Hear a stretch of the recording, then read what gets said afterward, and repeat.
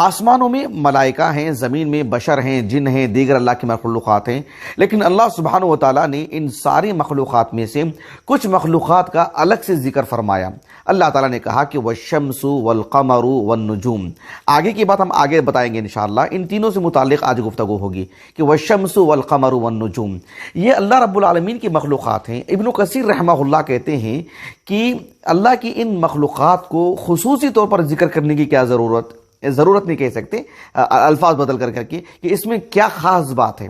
یعنی سبحان اللہ، یعنی اسلوب بدل جاتا ہے اردو زبان کی وجہ سے، کہ یعنی اللہ رب العالمین نے تنصیص یعنی نصاً ان کو ذکر کیا کہ والشمس والقمر والنجوم، سورج کو، چاند کو اور ستاروں کو اللہ نے ذکر کیا کہ یہ اللہ کے لیے سجدہ کرتے ہیں، حالانکہ دیگر مخلوقات بھی ہیں، لیکن اللہ سبحانہ و تعالیٰ نے خصوصی طور پر ان کو ذکر فرمایا۔ اس کی ایک تو وجہ یہ ہے کہ اللہ سبحانہ و تعالیٰ کی یہ جو مخلوقات ہیں، یعنی ایک تو انسان، ان کو ہر انسان دیکھ سکتا ہے، شہر کا ہو، گاؤں کا ہو، پڑھا لکھا ہو۔ ابن کثیر نے اس بات کو ذکر نہیں کیا ہے۔ ابن کثیر نے جو بات کہی رحمہ اللہ وہ یہ کہ لوگ ان کی عبادت کرتے ہیں، سورج کی بات کرتے ہیں، چاند کی بات کرتے ہیں۔ دیکھیں، میں اور آپ مسلمان ہیں، بلکہ اللہ کے فضل و کرم سے ہم خاندانی مسلمان ہیں، مسلم ماحول میں پلے بڑے ہیں، بلکہ ہم ایک مدرسے میں ہماری زندگی گزری ہے، لیکن ہم جب میدان میں جاتے ہیں، لوگوں کے مطلب جذبات اور ان کے معتقدات سے ہم واقف ہوتے ہیں، تو معلوم ہوتا ہے کہ واقعتاً وہ سورج کو اپنا ایک معبود مانتے ہیں، سورج کے عظمت اور ہیبت اور سورج کا جو رتبہ ان کے دلوں میں ہے، وہ سمجھتے ہیں کہ یہ ایک خالق ہے، بلکہ اس کا اپنا کردار ہے، اس کی اپنی ایک حیثیت ہے، وہ حیثیت کو اس حد تک سمجھتے ہیں کہ یہی مطلب اصل ہے، یہی معبود ہے، سبحان اللہ العظیم۔ تو اللہ سبحانہ و تعالیٰ نے اس بات کی نفی کی کہ سورج اور چاند تو یہ تو اللہ کی عبادت کرتے ہیں۔ آپ دیکھو ابراہیم علیہ السلام، آپ جو ہے یعنی جس خانوادے میں پلے بڑے، جس قبیلے سے آپ کا تعلق ہے، جس گاؤں سے آپ کا تعلق ہے، آپ کے آبا و اجداد، آپ کے گھرانے کے سب افراد تو یعنی جن کی عبادت کرتے تھے، پورا ماحول ایسا تھا کہ جو سورج کی عبادت ہوتی تھی وہاں پر۔ ابراہیم علیہ السلام اسی ماحول میں پلے بڑے، کبھی آپ نے شرک تو نہیں کیا، لیکن آپ نے مطلب جو کھوج میں تھے نا کہ معبود برحق کون ہے۔ اللہ نے کہا فلما جن علیہ اللیل رأى کوكبا قال هذا ربی فلما افل ای فلما غاب فلما افل قال انی لا احب الآفلین۔ تو یہ ابراہیم علیہ السلام نے چاند کو، سورج کو،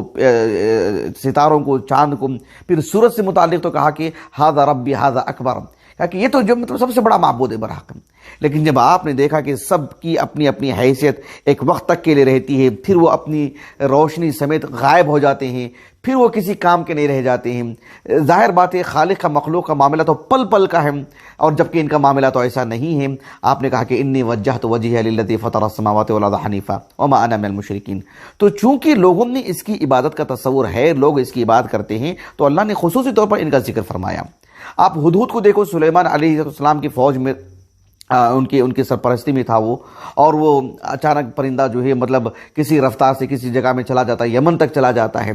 صنعاء کے لوگوں کو دیکھتا ہے کہ جو ہے مطلب آ کر کے کیا کہا اس نے، سورۃ النمل میں جو ہے نا وجدتها وقومها يسجدون للشمس من دون الله وزين لهم الشيطان اعمالهم فصدهم عن السبيل فهم لا يهتدون۔ تو اس نے کہا کہ میں نے اس کو اور اس کی قوم کو دیکھا کہ وہ سورج کی عبادت کر رہے ہیں، حتیٰ کہ آپ دیکھو اللہ کے رسول علیہ السلام قریشی ہیں، آپ مکہ میں آپ کی ولادت ہوئی، مکہ کا جو ماحول تھا جہاں متعدد بتوں کی عبادت ہوتی تھی، ان میں ستاروں کی بھی عبادت۔ اللہ نے سورۃ النجم میں فرمایا کہ وَأَنَّهُ هُوَ رَبُّ الشِّعْرَى۔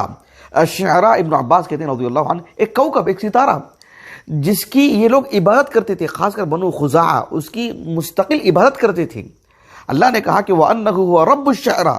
شعرا کا رب تو رب العالمین ہے، اللہ کے لیے سجدہ ہونا چاہیے، اللہ کے لیے عبادت ہونی چاہیے۔ تو یہ چیز ان میں بالکل رائج تھی۔ اللہ رب العالمین نے سورۃ فصلت میں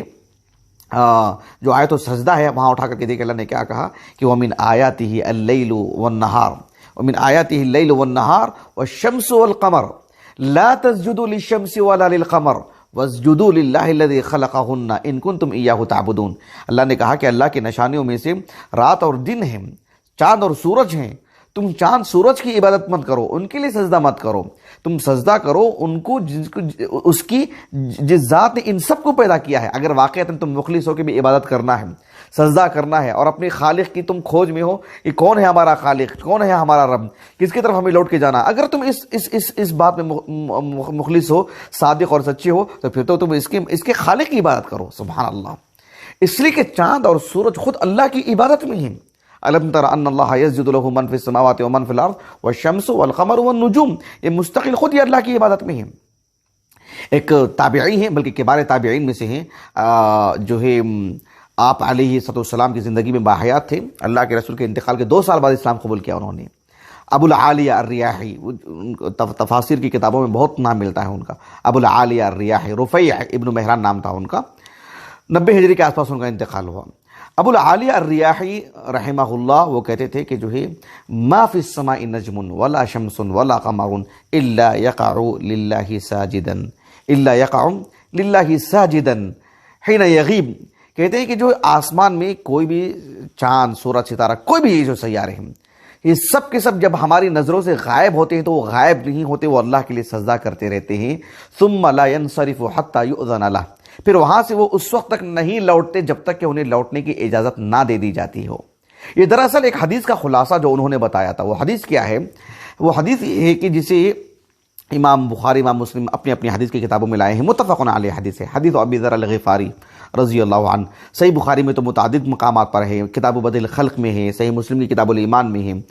ابو ذر الغفاری کہتے ہیں رضی اللہ عنہ کہ آپ علیہ السلام جو ہے مطلب شہر سے باہر، یعنی اس وقت کی بات کر رہا ہوں میں آپ کو، مسجد نبوی سے کافی دور لے کر کے گئے، ابو ذر الغفاری کے ساتھ میں تھے،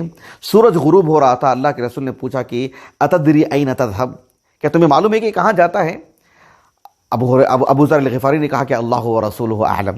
آپ صلی اللہ علیہ وسلم نے فرمایا کہ فإنها تذهب حتى تسجد تحت العرش، یہ جو ہماری نظروں سے جو نکل جاتا ہے، چلا جاتا، جو غائب ہو جاتا ہے نا، یہ عرش کے نیچے اللہ رب العالمین کے لیے سجدہ کرتے رہتا ہے۔ سبحان اللہ، یہ سجدے میں رہتا ہے۔ اللہ کے رسول نے کہا صلی اللہ علیہ وسلم فتستأذن، یہ اللہ سے اجازت مانگتا ہے لوٹنے کی، فیؤذن لها، تو اسے لوٹنے کی اجازت دے دی جاتی ہے۔ آپ علیہ السلام نے فرمایا کہ ایک وقت وہ بھی آئے گا کہ یعنی یوشک ان تسجد، یہ سجدہ کرنے کے لیے ایک مرتبہ جائے گا اللہ کے پاس، فلا يقبل منها، اس کا سجدہ قبول نہیں ہوگا،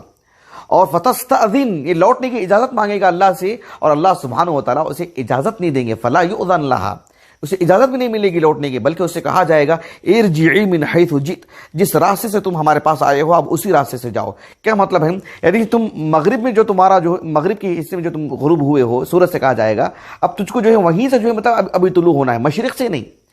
فتطلع من مغربها، اب مغربی سے طلوع ہوگا وہ۔ سبحان اللہ، اللہ اکبر کبیرہ۔ آپ علیہ السلام نے فرمایا کہ فذلک قولہ تعالی، سورہ یاسین کی آیت آپ نے پڑھی، والشمس تجری لمستقر لها ذلک تقدیر العزیز العلیم، کب سے سورج، کب تک، اللہ اکبر، بغیر کسی اونچ نیچ کے، بغیر کسی، سبحان اللہ العظیم، اتنی عظیم مخلوق اپنے رفتار میں برابر ہے، اللہ اکبر کبیرہ۔ کون ذات ہے جو اس پر قابو پائے ہوئے، کس کے لیے وہ سجدہ ریز ہو رہا ہے وہ، سبحان اللہ العظیم، اور وہ کیسے معبود ہو سکتا ہے سورج؟ تو یہ چیزیں تھیں، اسی لیے وہ جو حدیث ہے نا صحیح بخاری کی، بلکہ صحیح مسلم سے متفق علیہ حدیث ہیں، ابو بکر رضی اللہ عنہ کہتے ہیں، صحیح بخاری کی کتاب الکسوف اٹھا کر کے دیکھیے آپ، ابو بکر رضی اللہ عنہ کہتے ہیں کہ جب ابراہیم کا انتقال ہوا نا آپ صلی اللہ علیہ وسلم کے فرزند کا، تو لوگوں نے کہا کہ بھئی چاند گرہن جو ہوا ہے، سورج گرہن جو ہوا ہے، اسی لیے ہوا ہے۔ سورج گرہن، چاند گرہن آج جس دور میں اور آپ جی رہے ہیں، اب ان کو سوشل میڈیا کے ذریعے سے یہ دیکھنا کرنا، اس سے واقف ہونا بہت آسان سا ہو گیا ہے معاملہ۔ آپ علیہ السلام نے فرمایا، لوگوں کو بتاتے ہوئے، تنبیہ کرتے ہوئے کہ ان الشمس والقمر آیتان من آیات اللہ لا ينکسفان لموت احد ولا لحیاتہ، کہ چاند اور سورج تو اللہ کی نشانیوں میں سے دو نشانیاں ہیں، کسی کی موت اور کسی کی زندگی سے، کسی کی ولادت سے جو ہے اسے گرہن نہیں لگتا ہے۔ آپ صلی اللہ علیہ وسلم نے فرمایا کہ وَلَكِنَّ اللَّهَ يُخَوِّفُ بِهَا عِبَادَهُ، اس کے ذریعے سے تو اللہ تعالیٰ بندوں کو ڈراتے ہیں، دھمکاتے ہیں رب العالمین، ان کے دل میں خوف پیدا کرتے ہیں کہ اللہ کے قریب آئیں، اللہ سبحانہ وتعالیٰ کی طرف لوٹ کر کے آئیں، توبہ کریں، سمجھیں کہ یہ دنیا فانی ہے، یہ سب مخلوقات آج نکل ختم ہو جائیں گی۔ یہ تو اللہ سبحانہ وتعالیٰ نے ان کو اسی مناسبت سے والشمس والقمر والنجوم کہہ کر کے نمایاں کیا رب العالمین